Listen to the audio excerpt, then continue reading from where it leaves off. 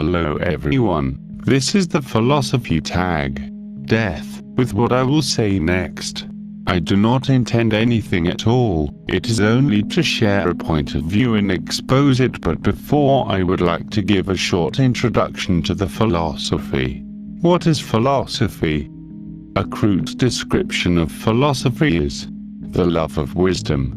But philosophy is not composed by the love of wisdom. Philosophy is composed of questions that may not have an answer, and if there is an answer then more questions are asked. In this way we understand this practice as a hunger insatiable by an absurd search, because any question that can be answered will always be questioned by another mind that does not think or see what, as an individual I see and think. Therefore, if this is the philosophy, we could say that is in essence the endless search for answers, the dissatisfaction of some gap of some or some psychological aspects, or of the soul of the individual or collective. On the contrary, a wise person who knows how to solve problems with simplicity and without ego lives life with the basic rules of life itself. There are other things you do not want for yourself, respect for all living beings, etc.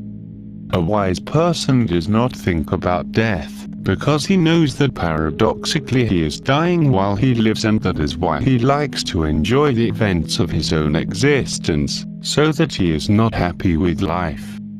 He thinks of death but not of death. Consequence, but in death as an enemy, something unpleasant, an event that would like to resolve. Fortunately there is nothing to solve in death, which is a process of life. Jose Cordeiro and other characters with that vision of death without wanting to die, but for what?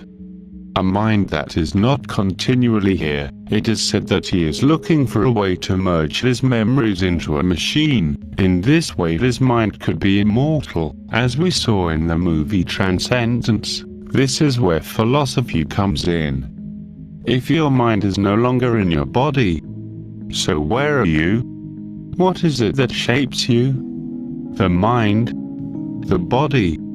And for those of us who believe in the spirit, in my humble way of thinking, I am made up of all three parts, because without my body I would not have learned everything that I am. The locomotor system is an essential instrument that nourishes the mind.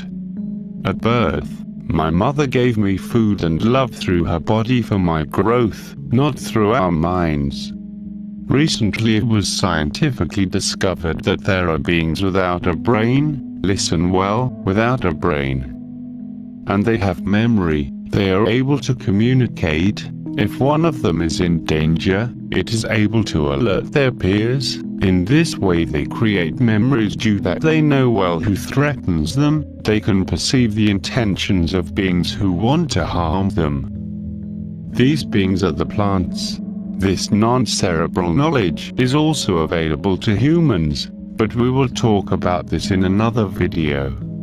Well, it is clear that my physique is very important to continue being me, otherwise it would be another entity. Although my memories are there, at that moment it is very likely to stop being me.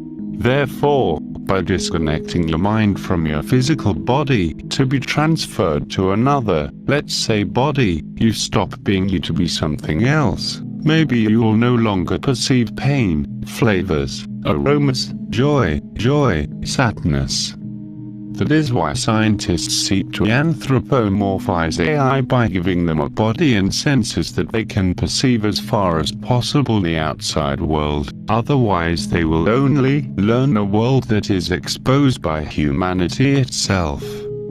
As for example, the AI of Google and Facebook, these AIs only learn from the patterns that we as humans can provide them through information such as photos, videos, all kinds of conversations, from the most superfluous to the highest talk.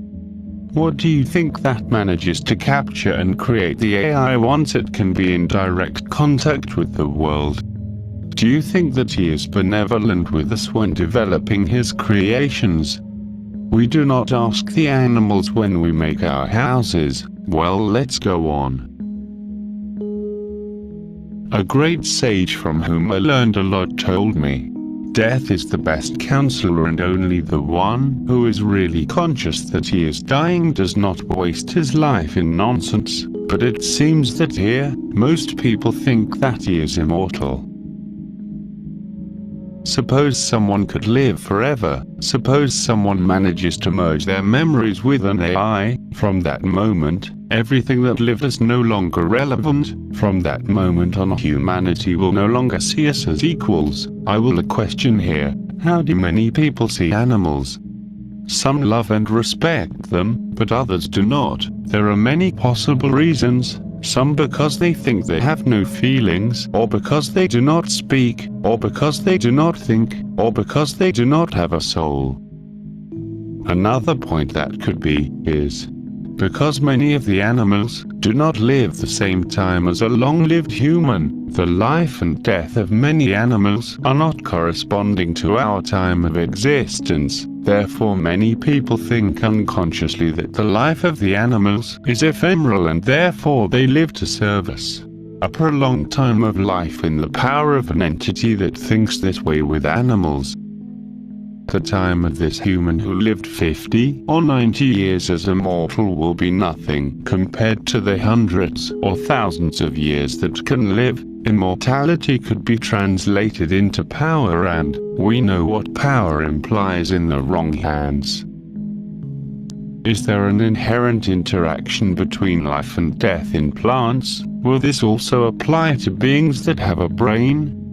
And it is curious that despite having a brain, not many use it for good. There is a plant hormone called auxin that helps to have a development and growth, as well as inducing apparently dead plants to take root. In the same way, when we can one or several branches, the most logical thing is that there would be no more growth. But on the contrary, where the cut was made, there is a greater branching. This is stimulated precisely by cells that die. Curiously, there are cells that kill themselves so that many other cells can live. They sacrifice themselves. This reminds me of several characters in the story. I do not want to set an example of a religious character, but we are going to put a totally technological one. Someone named Aaron Swartz. Then, if there are no hormones that die and give their lives so that others new come to live, the most likely is that these hormones become a kind of parasito,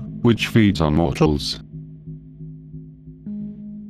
And to paraphrase Albert Camus, where he came to the conclusion that life is an absurdity, of course, it is an absurdity if we are only obsessed with asking questions and questions, since being questioned about absolutely everything, this will lead us to the conclusion of life is an absurdity, and, as at the same time that we live, we are dying, therefore death will also be an absurdity. For this, a little joke from another great sage, who asked him if life is nonsense, to what he told me the following. Once a philosopher went to eat at the restaurant he always visited at 3 p.m. or a minute later, not a minute earlier. He suddenly calls the waiter and says the following energetically, "I need him to try the soup." The waiter answers him, "What's the soup?" And the philosopher answers, "Try it. I need you to try it." After 1 minute of the same, the waiter agrees and prepares to taste the soup, but realizes there is no spoon. The waiter tells the philosopher, "Where is the spoon to taste the soup?" To which the philosopher responds, "Edgerah, now you already know what the problem is."